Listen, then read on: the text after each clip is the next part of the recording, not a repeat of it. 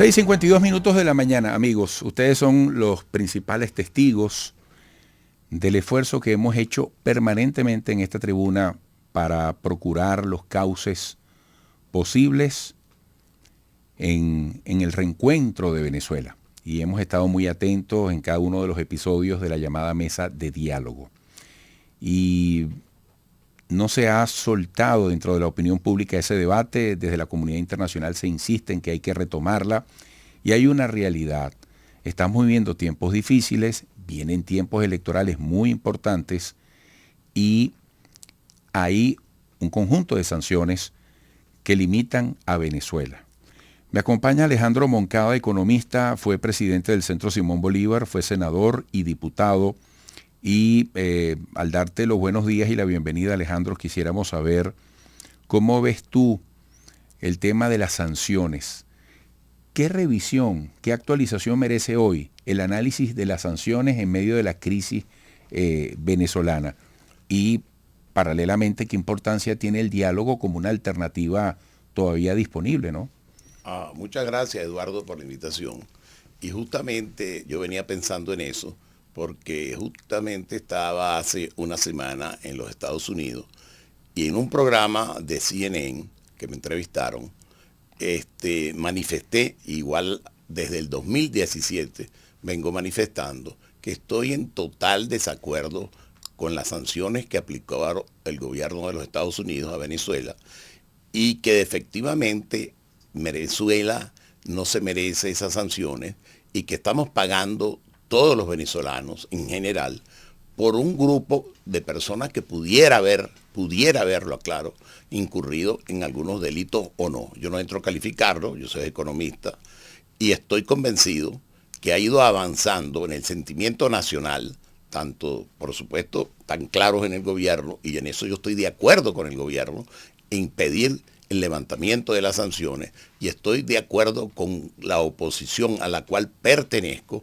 que es la oposición racional, democrática, que racionalmente vamos a ir a un proceso electoral, pero que si el presidente Maduro, como todo lo indica en este momento, y lo voy a decir, gana nuevamente, como parece, las elecciones, hay que reconocerlo y punto. ¿Por qué?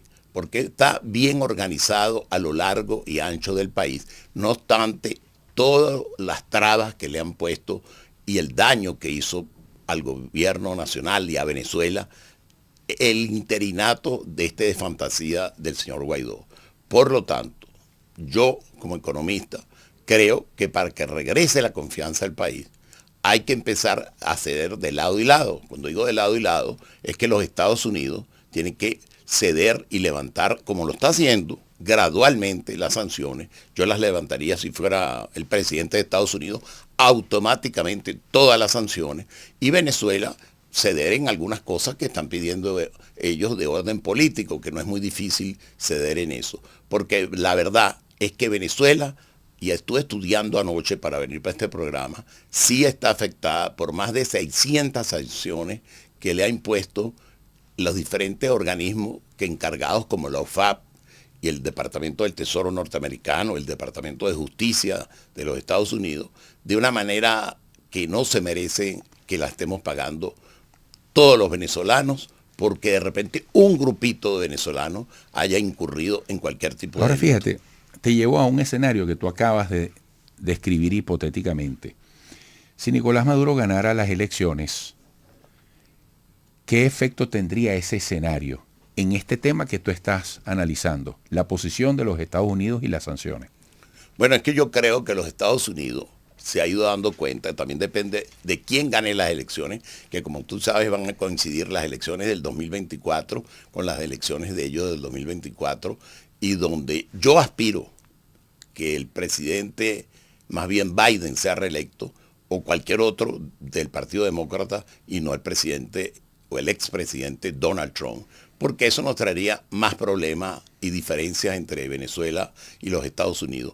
Y Venezuela tiene el potencial económico en Venezuela, por ejemplo, en tres factores que yo venía hablando afuera antes de entrar a esta entrevista con mi amigo, el ex senador, que fuimos los dos senadores juntos, David Paravicini, en gas, en petróleo y en oro. Y te voy a dar un dato, por ejemplo, concreto. En oro, que me he dedicado a estudiar eso bien, en oro, nosotros en el subsuelo del arco minero, a valor actual del oro, tenemos cerca de 700.000 millones de dólares.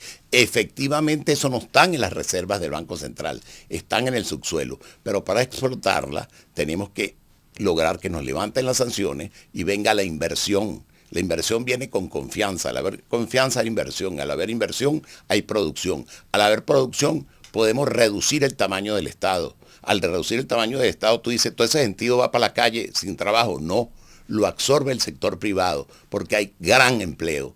Pero no podemos lograr eso si los Estados Unidos no termina de levantar las sanciones. Por lo tanto, nosotros, lo de la oposición racional, somos partidarios de levantar las sanciones totales a Venezuela y creo que el país sí tiene un futuro promisor y de hecho la producción petrolera ya va aumentando con todas las sanciones y la Chevron, no es Alejandro Moncada que lo dice, para diciembre tiene previsto una producción de más de 1 millón de barriles diarios.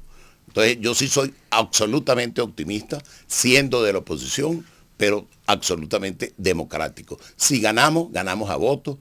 Y si perdemos, hay que reconocer al presidente Maduro, que va a ser el candidato sin duda alguna del partido PSUV y de la alianza patriótica que ellos tienen. En esta dinámica de la política, en los tiempos que corren y en los tiempos electorales que vienen tan importantes, ¿cómo ves tú el dispositivo de la mesa de diálogo? ¿Tú crees que en sí misma va a resultar necesaria a tal punto que los actores de gobierno y oposición puedan volver a ella? Sí, yo estoy confiado y te digo por qué. Porque yo hablo directamente con ellos, porque nosotros acabamos de legalizar un partido que pertenece a ese grupo de la mesa de diálogo que se llama Democracia Abierta. Venimos de Acción Democrática, fíjate, AD, esto es al revés, DA, Democracia Abierta.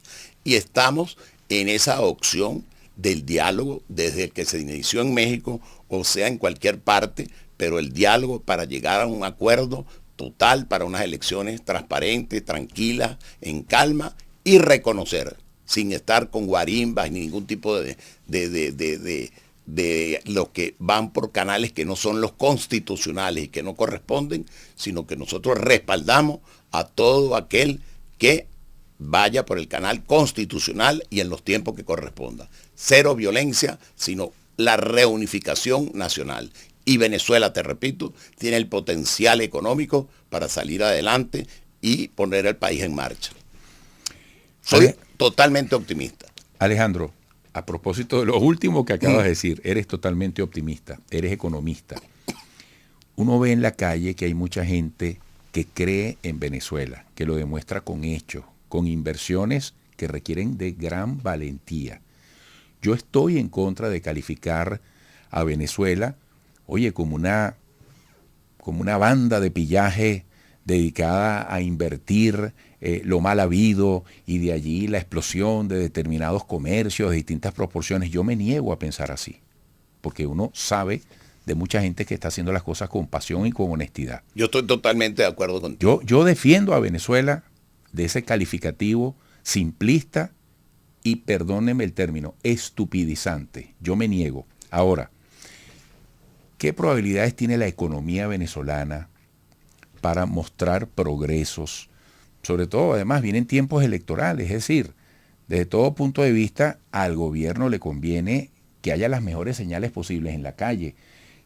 El país está dispuesto, hace falta generar confianza.